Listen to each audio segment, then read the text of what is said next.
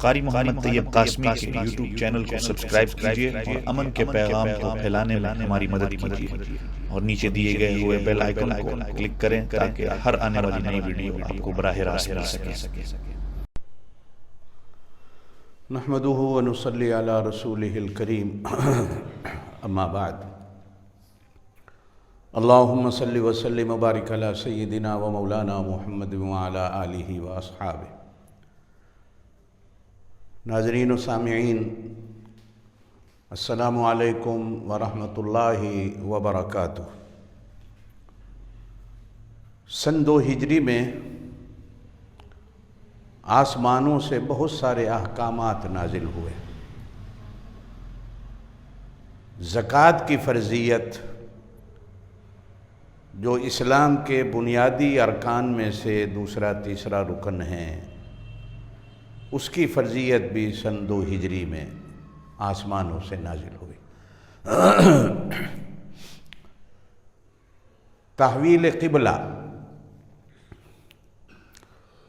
ابراہیم علیہ السلام کا بنایا ہوا کعبہ اس امت کے لیے کب قبلہ بنایا گیا؟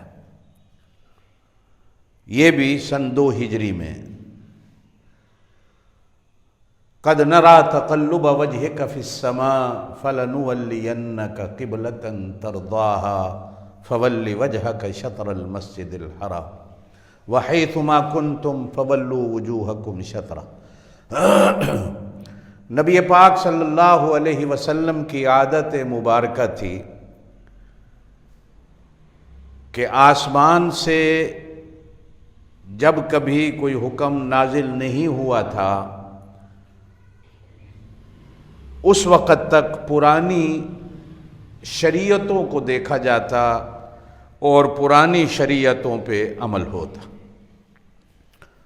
جن میں تحویل قبلہ کا مسئلہ سب سے زیادہ ہے۔ 13 سالہ آپ صلی اللہ علیہ وسلم کا مکی زمانہ جو ہے، ہجرت سے پہلے کا، چونکہ اللہ پاک کی طرف سے ابھی تک کعبہ کو قبلہ نہیں بنایا گیا تھا، تو آپ صلی اللہ علیہ وسلم بیت المقدس ہی کو قبلہ سمجھتے ہوئے اس کی طرف منہ کر کے نماز پڑھتے۔ لیکن طریقہ ایسا ہوتا کہ آپ صلی اللہ علیہ وسلم ایسا رخ اختیار فرماتے کہ دونوں قبلوں کو چہرہ ہو جائے اور دل میں تمنا رہتی۔ اللہ ارشاد فرماتے قد نرى تقلب وجهك في السماء، کہ ہم آپ کے آسمان کی طرف چہرے کے اٹھنے کو دیکھتے تھے کہ آپ کی تمنا یہ تھی کہ آپ کے لیے فول وجهك شطر المسجد الحرام، مسجد حرام کے اندر جو کعبہ ہے وہ قبلہ بنا دیا جائے، لیکن حکم خداوندی نازل نہیں ہوا۔ مکہ میں رکن یمانی اور حجر اسود کے رکنین کے درمیان اگر بندہ کھڑا ہو اور کعبے کی طرف منہ کرے تو یہ دونوں قبلوں کو رخ ہو جاتا تھا۔ آپ صلی اللہ علیہ وسلم ہجرت فرما کر مدینہ طیبہ آئے، 17 یا 18 مہینے تک نبی پاک صلی اللہ علیہ وسلم اسی طرح نمازیں ادا کرتے رہے۔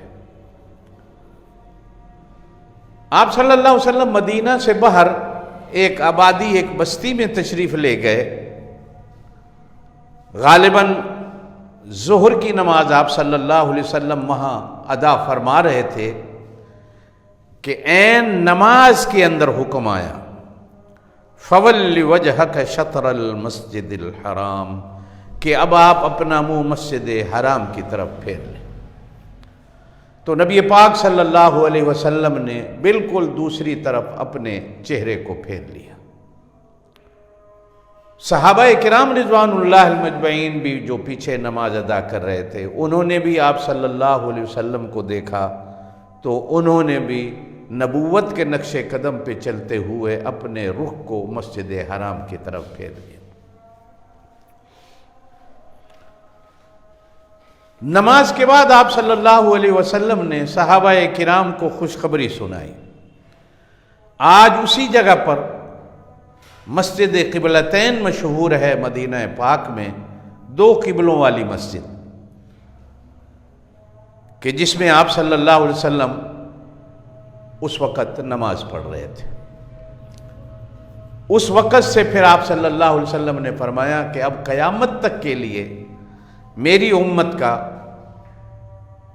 قبلہ وہ مسجد حرام میں ابراہیم علیہ السلام کا بنایا ہوا کعبہ.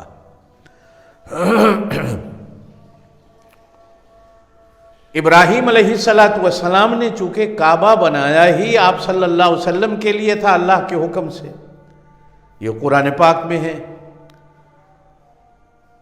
کہ جب کعبے کی تعمیر کے بعد ابراہیم علیہ السلام نے 2-3 مخصوص دعائیں مانگی، تو ان میں ایک یہ دعا بھی تھی کہ ربنا وابعث فیہم رسولا منہم یتلو علیہم آیاتک ویعلمہم الکتاب والحکمت ویزکیہم. اللہ تیرے حکم کے مطابق میں نے تیرا گھر بنا دیا ہے، اب اس گھر کو آباد کرنے والا ایسا رسول بھیج کہ جو ان لوگوں پر تیری آیات تلاوت کرتا ہو، حکمت کا ان کو درس دیتا ہو، ان کا تزکیہ نفس کرتا ہو. جملہ چیزیں ایسی دعا میں ارشاد فرمائیں، اور نبی پاک صلی اللہ علیہ وسلم نے خود فرمایا کہ میں ابراہیم علیہ السلام کی ان دعاؤں کا پھل اور ثمرہ. اب قیامت تک کے لیے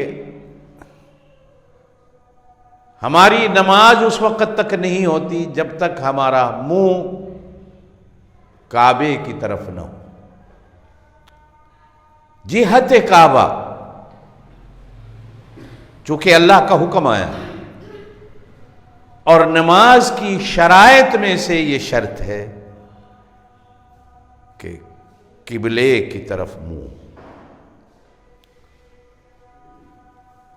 آسانی ہے، آج کل کا تو دور ایسا ہے کہ آپ جہاں بھی ہیں جب چاہیں، آپ کو موبائل کے ذریعے بھی ایپ موجود ہیں، آپ کو قبلے کا رخ کا پتہ چل جائے گا. پھر بھی آپ کسی ایسے جنگل بیابان میں ہیں، تحری کر لیں، کوشش کر لیں، آپ کو قبلے کے رخ کا پتہ نہیں چل رہا، بتانے والا بھی کوئی نہیں، اور نماز کا وقت بھی جا رہا ہے، تو پھر آپ جدھر منہ آیا فَأَيْنَمَا تُوَلُّوا وُجُوهَكُمْ، پھر جدھر بھی آپ منہ کر لو گے ادھر ہی اپنے اللہ کو پالو گے. حاضرین و سامعین، اب قیامت تک کے لیے اس امت کا قبلہ مسجد حرام میں ابراہیم علیہ السلام کا بنایا ہوا وہ اللہ کا گھر ہے. ہماری مسجدوں کے رخ، اور بحمداللہ مسلمان کے دلوں کا رخ بھی اللہ کی طرف، اللہ کے گھر کی طرف ہے. اللہ ہماری نمازوں کو قبول فرمائے. زکوٰۃ کی فرضیت بھی سن 2 ہجری میں آئی. زکوٰۃ کیا ہے؟ یہ مال کو پاک کرنے کا ایک طریقہ ہے کہ آپ کا مال زکوٰۃ کی ادائیگی سے پاک ہو جاتا ہے، اور یہ اس امت پر ہی اللہ پاک نے ایسا ایک نظام لاگو کیا ہے کہ جس سے اس امت کی تنگ دستی، غریبی اور فقیری کو دور کیا جا سکتا ہے. سن 3 ہجری آیا. سن 3 ہجری میں بھی کئی مسائل آسمان سے نازل ہوئے. وہ سن 2 ہجری میں جو قریش مکہ نے میدان بدر میں مار کھائی تھی، اپنی اس شکست کا بدلہ لینے کے لیے وہ ایسے چیں بچیں تھے ایسی کوششوں میں لگے ہوئے تھے کہ اپنی آمدنی کے پورے ذرائع ہتھیاروں کی خریداری پہ لگا رہے تھے۔ جناب ابو سفیان اس وقت مکے کے رئیس اور سردار تھے۔ ابو جہل کے مرنے کے بعد بدر کی شکست کے بعد قسم کھا چکے تھے کہ نہ میں نہاؤں گا جب تک بدلہ نہیں لوں گا، اور نہ میں کپڑے بدلوں گا جب تک بدلہ نہیں لوں گا۔ ابو جہل کا بیٹا بعد میں حضرت اکرمہ بنے، بعد میں اسلام کے ایک بہت بڑے مجاہد بنے، اپنے باپ کا قتل کا بدلہ لینے کے لیے دن رات منصوبہ بندی میں مصروف تھے کہ میں کس طرح اپنے باپ کا قتل کا بدلہ لے لوں۔ خواتین مستقل سال ہو گیا گھروں میں ماتم کنا تھیں اور رونے دھونے میں لگی ہوئی تھی، نوحہ خوانی تھی، سینہ کوبی تھی، کسی پل بھی چین نہیں تھا۔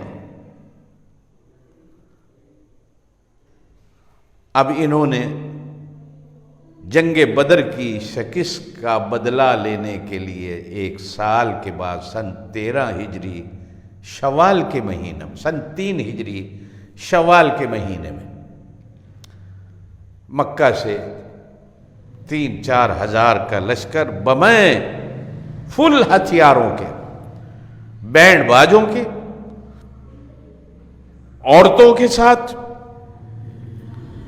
کہ جو کسی کو واپس نہ بھاگنے دیں، ہر آدمی اپنی عزتوں کا خیال کرتے ہوئے مرنے مارنے پر تل جائے۔ چنانچہ مکمل تیاری کے ساتھ وہ مدینہ پر حملہ آور ہونے کے لیے مدینے کا رخ کرتے ہیں۔ نبی پاک صلی اللہ علیہ وسلم کو بھی جاسوسوں سے اطلاع مل چکی، لیکن آخری خبر اس دن آئی کہ جس دن وہ احد میں پہنچ چکے تھے۔ احد مدینہ پاک سے اس وقت 2-2.5 میل کے فاصلے پر یہ علاقہ تھا۔ احد وہاں ایک پہاڑ کا نام ہے، جس پہاڑ کے بارے میں نبی پاک صلی اللہ علیہ وسلم نے ارشاد فرمایا کہ یہ ہم سے پیار کرتا ہے، ہم اس پہاڑ سے پیار کرتے ہیں۔ یہ وہی پہاڑ ہے جس کے بارے میں اللہ نے کہا تھا کہ میرے محبوب اگر آپ چاہیں تو اس پہاڑ کو آپ کے لیے سونے کا بنا دو۔ یہ وہی پہاڑ ہے کہ جس پر ایک دن آپ صلی اللہ علیہ وسلم تشریف فرما ہیں، صدیق اکبر رضی اللہ تعالیٰ عنہ ہیں، فاروق اعظم رضی اللہ تعالیٰ عنہ ہیں، عثمان غنی رضی اللہ تعالیٰ عنہ ہیں، بعض روایات میں حضرت طلحہ بھی تھے، اور بعض روایات میں حضرت سعد و حضرت علی بھی تھے، کہ اچانک یہ پہاڑ کانپنے لگا تو نبی پاک صلی اللہ علیہ وسلم نے زور سے اپنا پاؤں مار کر اس پہاڑ کو مخاطب کیا، تو کیوں کانپ رہا ہے؟ تیرے اوپر ایک نبی ہے، ایک صدیق ہے، 2 شہید ہیں، جن سے مراد حضرت فاروق اعظم اور حضرت عثمان غنی تھے۔ کانپنا بند ہو گیا۔ اسی پہاڑ کے بارے میں آتا ہے کہ سیدنا فاروق اعظم رضی اللہ تعالیٰ عنہ کے زمانہ خلافت میں اس میں آگ لگ گئی، تو سیدنا فاروق اعظم رضی اللہ تعالیٰ عنہ نے اپنی چادر مبارک کا درہ بنا کر پہاڑ پر مار کر کہا کہ کیا میں نے زمین پر انصاف نہیں کیا؟ زمین تو اس وقت کانپتی ہے جب زمین پر نا انصافی ہونا شروع ہو جائے۔ کہتے ہیں کہ پہاڑ نے زلزلہ آیا تو زلزلہ رک گیا اور پہاڑ ہلنے سے رک گیا۔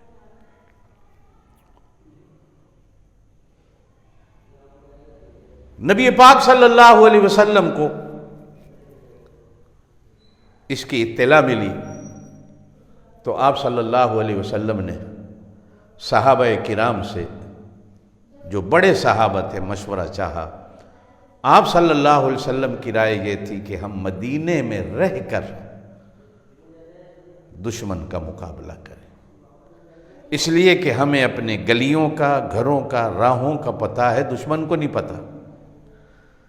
اور دشمن جس طرح اتنا بڑا لاؤ لشکر لے کے آیا ہے، اپنا دفاع کرنے کا یہی ایک طریقہ ہے کہ مدینے میں رہ کر اپنا دفاع کیا جائے۔ اب یہ لڑائی بھی دفاع کے لیے ہو رہی تھی، اس لیے کہ دشمن گھر تک آ گیا تھا۔ لیکن کچھ نوجوان صحابی انہوں نے چاہا کہ نہیں، مدینے سے نکل کر، جو جنگ بدر میں شریک نہیں ہو سکے تھے، کہ ہمیں تلوار چلانے کا موقع ملے گا، ہم غازی یا شہید کہلائیں گے، اللہ کی راہ میں شہید ہو جائیں گے۔ نبی پاک صلی اللہ علیہ وسلم یہ سن کر بادل نخواستہ اپنے حجرے میں تشریف لے گئے، اور آپ صلی اللہ علیہ وسلم جنگی ہتھیاروں کے ساتھ لیس ہو کر، یعنی زرے پہن کر باہر نکلے۔ اتنے میں بڑے صحابہ نے ان نوجوان صحابہ سے کہا تھا کہ تمہارے اس مشورے سے معلوم ہوتا ہے کہ نبی پاک صلی اللہ علیہ وسلم نے پسندیدگی کا اظہار نہیں کیا۔ تو اب جب آپ صلی اللہ علیہ وسلم واپس آئے تو ان صحابہ کرام نے کہا یا رسول اللہ صلی اللہ علیہ وسلم، ہم نے تو اس لیے مشورہ دیا تھا، لیکن اگر آپ کی رائے ہے تو ہم آپ کی رائے کو تسلیم کرتے ہیں۔ لیکن آپ صلی اللہ علیہ وسلم نے ارشاد فرمایا کہ نبی کی یہ شان نہیں کہ نبی ہتھیار پہن لے اور پھر نبی ان ہتھیاروں کو اتار دے، اب جو ہوگا دیکھا جائے۔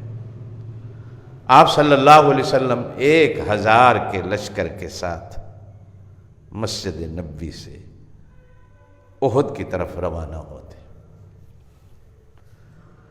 جیسے ہی نکلے ہیں تو 300 کے قریب عبداللہ ابن ابی کی جماعت کے لوگ جو منافقین تھے، وہ یہ کہہ کر لشکر کو چھوڑ کے چل دیے کہ چونکہ ہماری مانی نہیں گئی، لہذا ہمیں اس جنگ سے کوئی سروکار نہیں، واپس ہو گئے۔ اب 700 کی تعداد رہ گئی۔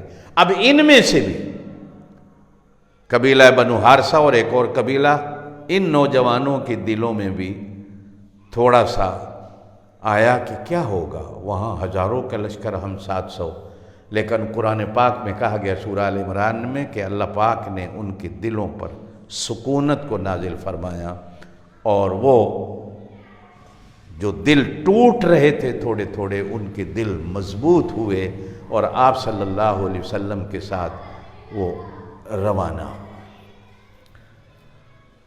راستے میں ایک جگہ آتی ہے مقام شیخین، آج بھی ہے۔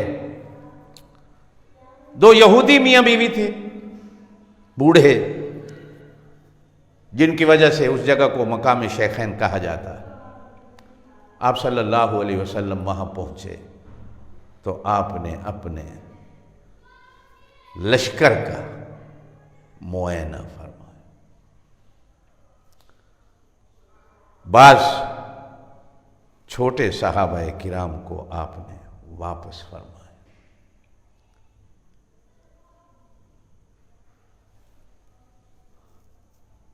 حضرت ام سلمہ رضی اللہ تعالیٰ عنہ کی طرف سے نبی پاک صلی اللہ علیہ وسلم کو شام کے وقت بنی ہوئی بکری کی ران پیش کی گئی۔ آپ صلی اللہ علیہ وسلم نے اسے تناول فرمایا۔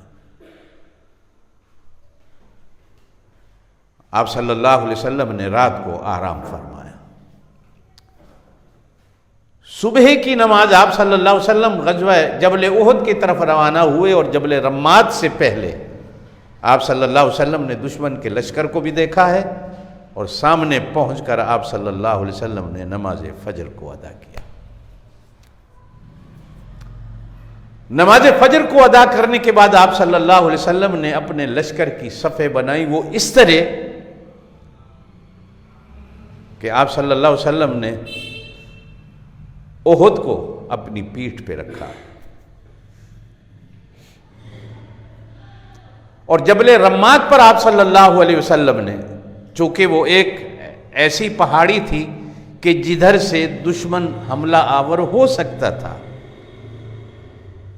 آپ صلی اللہ علیہ وسلم نے 70 کے قریب مجاہدین کو کھڑا کیا اور حکم دیا کہ ہمیں جیت ہو یا شکست ہو، تم نے اس پہاڑی درے کو نہیں چھوڑنا۔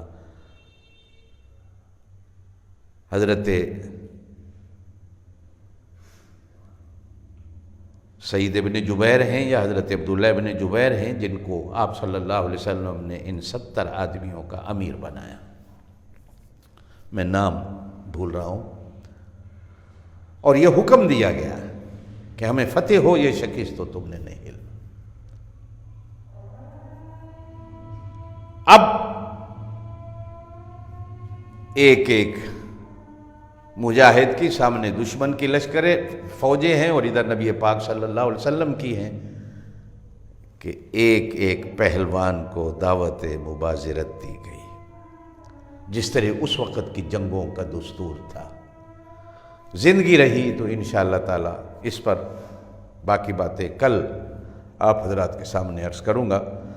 اللہ آپ کو مجھے عمل کی توفیق دے۔ سبحان ربک رب العزت عما یصفون وسلام علی المرسلین والحمد للہ رب العالمین۔